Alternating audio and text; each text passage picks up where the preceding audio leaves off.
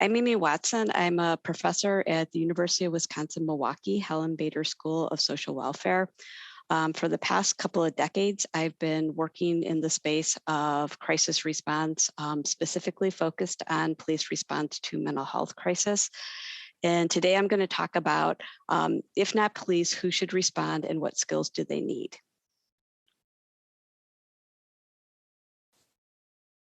So first, before I go into the content of my presentation, I want to acknowledge that what I'm going to talk about really represents work that I've been doing with some valued colleagues.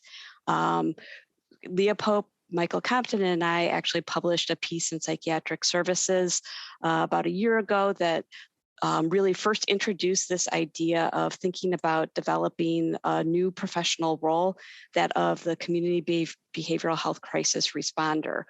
More recently, we worked with a larger group that included Jen Carroll, Talid El-Sabawi, Dan Fichter, Eric Laughlin, and then Leah and Michael as well. And we did a health affairs blog where we really looked at the issues related to workforce and the need to create a workforce if we're going to shift response away from police as having primary responsibility. So to get started, just to give a little bit of an overview in terms of thinking about police involvement in crisis response. I want to start by talking a little bit about a recent study that came out by Lum and Koper from the George Mason University. They actually looked at calls for service and nine different community 911 centers.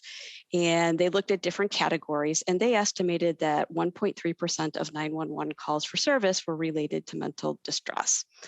However, what they acknowledge in the paper, but oftentimes gets missed when this is being used in policy discussions, is that it's well known that 911 data is not particularly useful for really getting an accurate estimate of how many calls for service are mental health related. This is due to lack of training of 911 call takers, lack of appropriate categories, as well as sometimes there's protocols that require other types of codes take priority over an indicator that it's a mental health related call.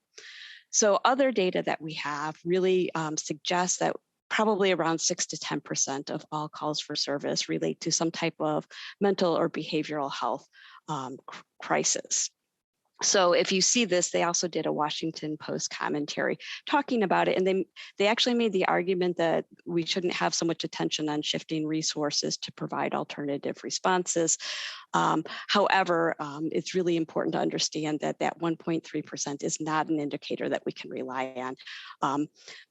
We really are thinking that it's quite a bit higher. We also know that at least 1 in 4 people that are fatally shot by police had a serious mental illness. There's some thinking that it's probably higher. We know that among those people fatally shot and killed by police, people with mental illness are more likely to have been killed in their homes and less likely to have been brandishing a firearm. Several studies have also looked at the experiences of people with mental illness in crisis situations, and findings indicate that people do experience police involvement in crisis response as stigmatizing and traumatic. And as we all know, it can lead to entry into the criminal legal system where people with mental illness are overrepresented. And once they enter into the system, it takes them longer to get out than people without serious mental illness. Something that's getting a lot of attention more recently is, there's good data that suggests that a disproportionate share of these negative consequences of police involvement are shouldered by communities of color. So people of color are more likely to enter mental health services via coercive channels. They're overrepresented among those shot and killed by police. So we know that really, while all people with mental illness are impacted by this, it's a particularly critical area for communities of color. In terms of recognizing these issues, our efforts over the past decades have really focused on improving law enforcement's ability to respond to mental health crisis. And we've done things, there's certainly the CIT model has been around since the late 1980s, and this is really a model of collaboration across systems. But what most people know about the model is it's training for police officers to improve their ability to respond. And in some communities, that's the only piece of the model that's being implemented. More recently, we're seeing a lot of attention to co-responder models where a clinician is hired to ride with a police officer to respond to behavioral health crisis calls. And we have some indication that having a clinician as a co-responder can reduce unnecessary emergency department transports and may actually do a better job getting people linked to community mental health services in the follow-up period. However, there is a little bit of qualitative data that suggests that people with mental illness and their family members acknowledge that they really prefer not to have law enforcement at all involved and just have the clinician. So what's exciting is that over the past couple of years, there's been a lot more discussion about this idea of maybe instead of improving how police respond, we need to think about if they're even the appropriate responders. And this is something that in some communities, there's been a push to start sending clinicians to mental health crisis calls. And certainly many communities have had mobile crisis teams for some time. One of the things that we've seen with mobile crisis teams is that oftentimes they're not funded at the capacity to be 24/7 or at capacity to be able to respond immediately. And typically they're not dispatched by a 911 center. They're dispatched by a crisis line or a community mental health agency. But as these discussions have really moved forward, we're starting to see more discussion about sending clinicians or a clinician and a peer team. And if we're really thinking about shifting responsibility and we want to send clinicians as the responders, we have a problem. We just don't have the workforce right now to staff up enough of these teams to provide and shift that responsibility away from police. So what we know is that there's significant shortages in the workforce that are projected to continue through 2030.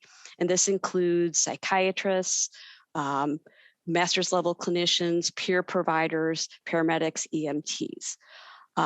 We also know, particularly if we were looking at the master's level clinician, master's level social worker workforce, that workforce is predominantly white and female.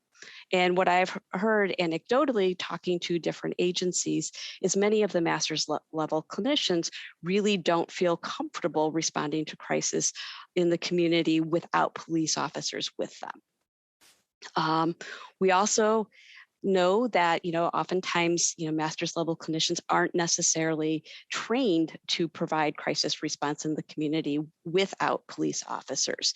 So we have some issues.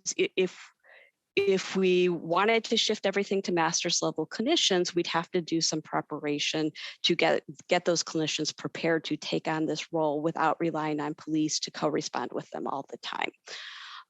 However, again, as I talked about, we really have a shortage of these professionals, so that could be very difficult to do. And something that I find really interesting is I located a report from last year from DHHS where they looked at workforce for behavioral health services.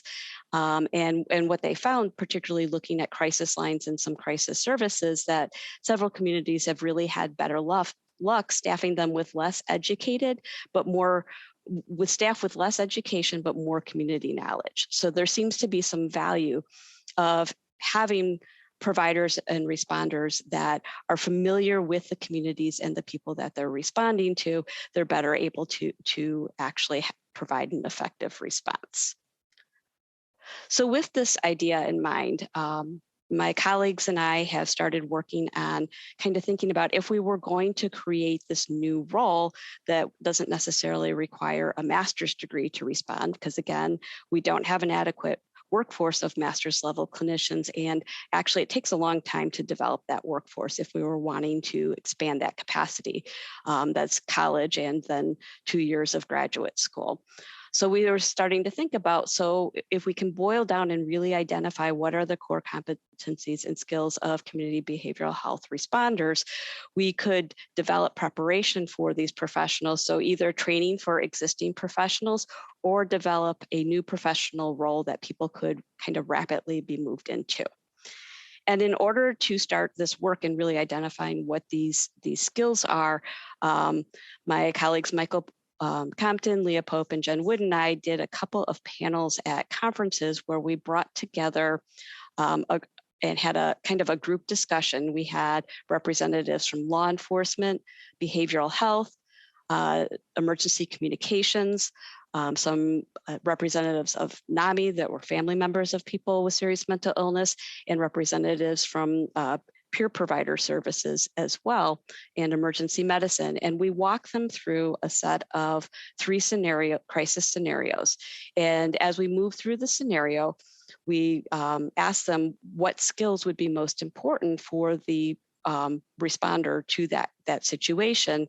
And then we gradually escalated sort of the risk involved so that we could see if some additional skills were needed, if there seemed to be more risk in the situation.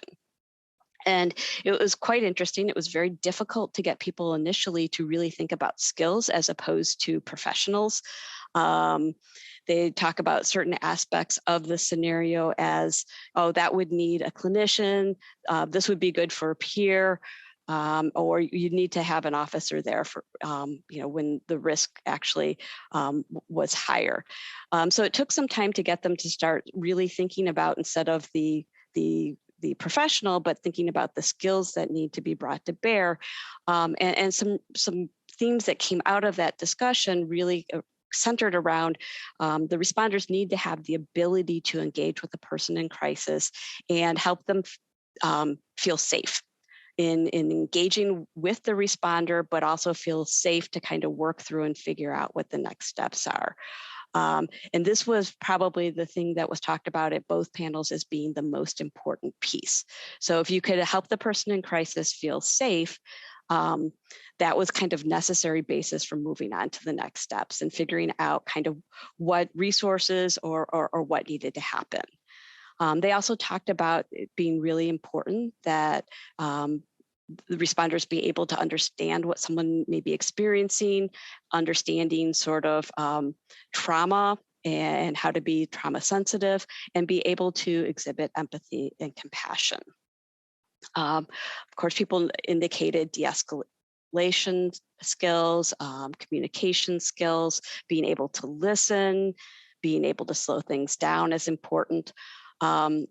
A few people mentioned also that it's really important because some crisis situations involve response to people's homes or involve family members, is being able to engage and support family members if they're present, because you may have 2 people that are in crisis, the person who's experiencing the mental health crisis, but also the family member who's trying to access care for them. People talked about, particularly as we sort of escalated the level of agitation, or if there was a weapon involved, really having responders needing to have the ability to assess risk, identify the person's triggers and hooks, and being able to gather information from the person, and then also having a really good idea of what resources were available and being able to link people to resources. Something that came up a lot when as we escalated the situations by adding additional agitation or adding a weapon, was the importance of safety skills and having a good relationship with law enforcement, so that if officers are needed, that the responders are able to access them and work with them. But we had some difficulty getting people to really elaborate more on what safety skills really looked like. And so that's something that we're really hoping to delve into deeper with some of our next steps. It was also talked about that it's really important, the importance of the role of 911 call takers, and really having the ability to triage crisis calls kind of recognize that it's a behavioral health crisis and gather enough information to, kind of determine who needed to respond. So is this something that rises to the level that police need to be dispatched immediately? Or is this something that another responder can handle? They also talked about the importance of, at that first contact, being a good opportunity to start the de-escalation process, so that whoever's responding has the information that they need, and they're also arriving on a scene that some de-escalation has already started to happen. So if it's the person calling for themselves, they've had someone talking to them that's helped them calm themselves and feel a little bit safer, or if it's a family member calling or somebody else. Throughout the conversation, the value of responders with lived experience was really highlighted. And if we think about some of the skills that people mentioned, I think, peer providers are really experts in sort of connecting with people and engaging with them. And people talked about just how important that is as sort of that initial step before anything can happen in terms of resolving a crisis. They also talked a little bit about how, lived experience can be a certified peer provider, but there may be also other lived experiences that could be important depending on the communities that responders are working in. So people that have lived experience that is similar to the community that people are responding to, and kind of moving away from, particularly if we can move away from requiring a master's degree for responders, we can more easily diversify a workforce so that you have responders that can go out and respond and have a better sense of that community. And in our second panel, that really kind of came out quite a bit. There was a lot of discussion of making sure that responders are familiar with the community that they're responding to. If they're responding to a community of color, making sure that there are responders that match that community, that understand that community, and then you have less chance of bias coming into the response. But it also that someone who's familiar with that community may be able to help the person in crisis and the family, if there's family present, feel safer and trust and reach that point of developing trust and security a little bit sooner. So there was different types of lived experience that was really pointed to as important. So as we're moving through, we have a little bit of funding where we're really we're going to be able to do some additional data collection from different stakeholders, and we're working on also kind of getting more fully funded.